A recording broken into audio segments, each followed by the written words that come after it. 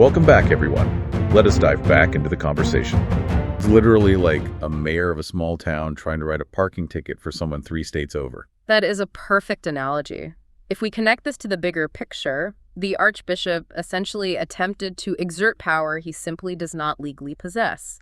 Under this massive legal structure, only the Pope has the authority to issue decrees on a global scale. Right, because otherwise it'd be a mess. Exactly.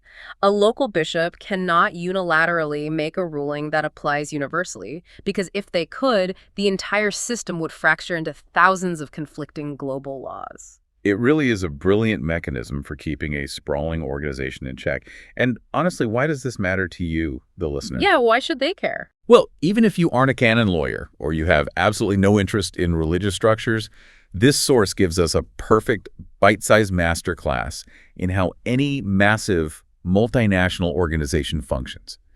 It shows that institutional order relies heavily on strict jurisdictional boundaries to prevent individual managers or leaders from overstepping their assigned power. That is the ultimate, totally neutral takeaway here.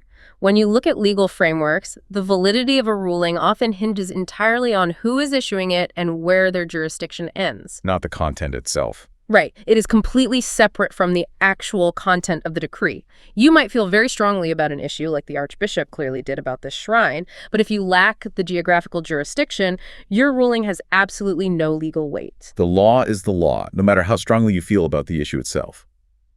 But I want to leave you with a final thought to mull over on your own. This text clearly establishes that a local leader's power is strictly limited by physical geography. But we live in a modern, hyper-interconnected world where physical borders mean less and less every day.